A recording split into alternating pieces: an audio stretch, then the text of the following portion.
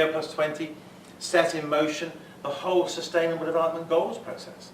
You know, whereas in the Millennium Development Goals, sustainable development was a missed part of the agenda. MDG 7 is a very weak one because lots of us didn't go to the Millennium Summit because we didn't think it would do anything. We thought Johannesburg was going to be the big, well, yeah, we were a little out there, I think. But at that point, we hadn't had the 2000 election, so we still had hope. But I think that, you know, what the Sustainable Development Goals did was to change the whole conversation about development. Now, the discussion as we move forward to 2015 is one process with Sustainable Development Goals at the centre of it. It's a huge achievement for the people who've been working for the last 20 years to try and get sustainable development at the centre of the development discourse. You now hear developing countries say there is no form of development that isn't sustainable. We all need to be able to live within those limits. It set up at the same time an expert committee on financing sustainable development. Why was that important? Well, you don't want to end up in 2015 agreeing a set of goals and then thinking how you're going to pay for it. And so they set up a process now which will start to put together the packages of finance that could be used to deliver the goals, whatever is agreed in 2015. And I think that's going to be a much more attractive space than it's been before. We need not just these things about, we need to have 0.7%, we need to do that, and clearly that's a priority. But we need to look at the different levels of development. The Human Development Index identifies 4 levels of development, and it seems to me we need packages for those different levels of development. As countries move between them, what they need are different things. At the beginning, maybe sub-Saharan Africa needs lots of traditional aid or aid to help them build infrastructure. When they move up a level, maybe it's a change in taxation policies or whatever, or things that will be different. So we need to look at those, as well as the global issues like a Tobin tax or reform of the sovereign wealth funds so that they are actually used for funding sustainable development. So Rio put those 2 processes in line. It also reformed the UN Environment Programme, and actually it now is a universal body. It now is really the voice of environment within the UN system. It also is in the process of setting up the high-level political forum.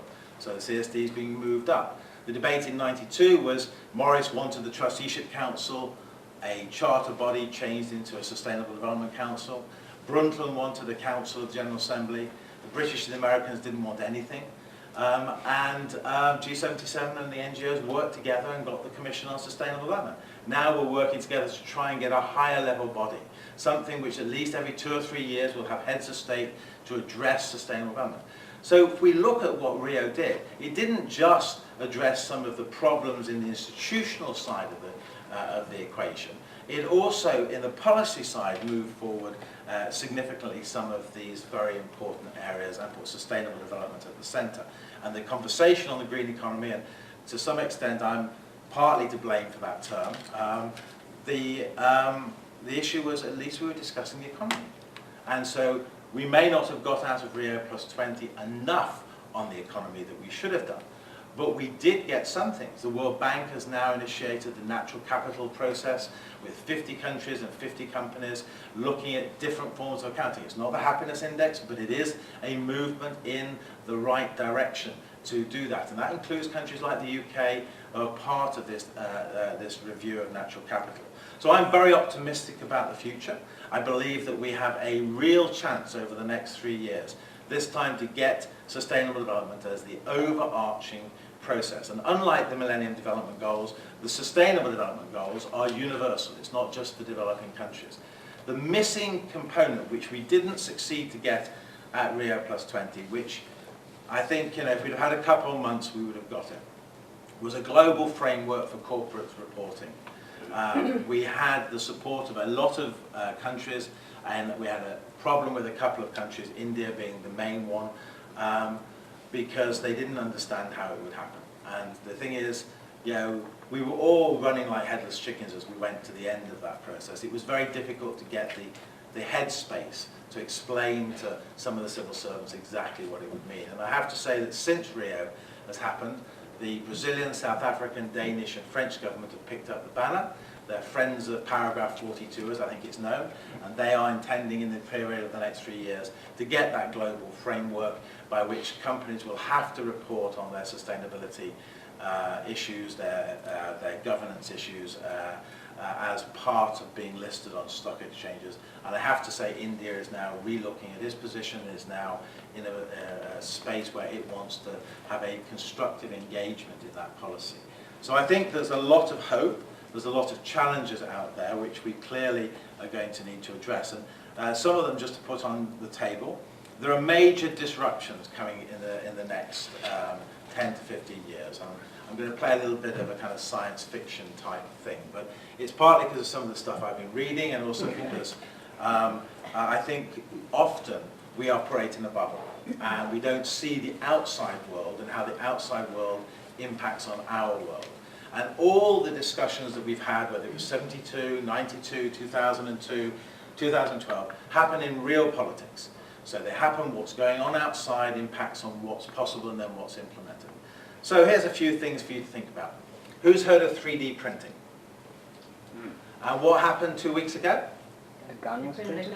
So as many of you know, a gun was produced, it was shot by 3D printing. Now, you know, what can 3D printing do?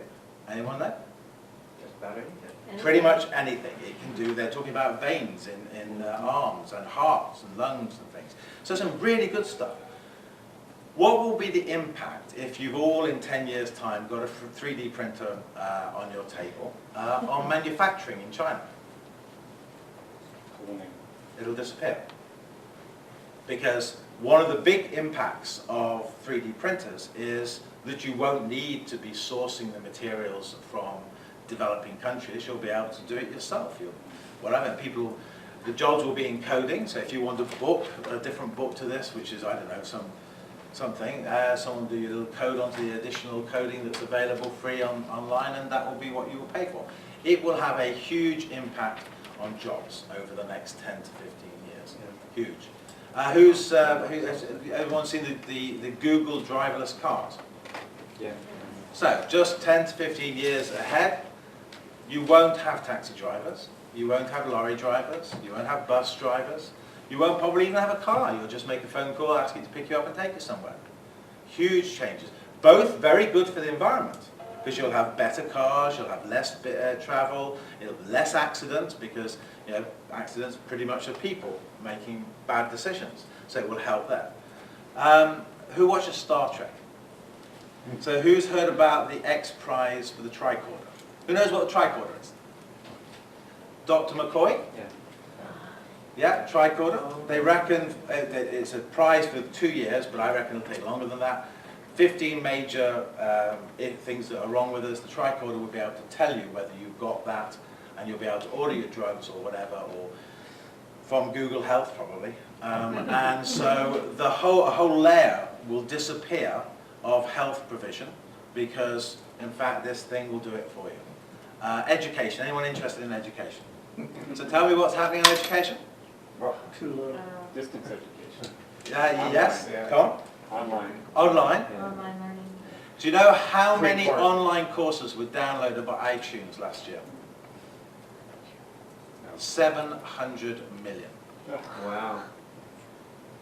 So just take that 10 years to 15 years, your universities will be very different. The estimation, just on the ones I've given you, and there's a couple of others, is a loss of 2 billion jobs in the next 15 years.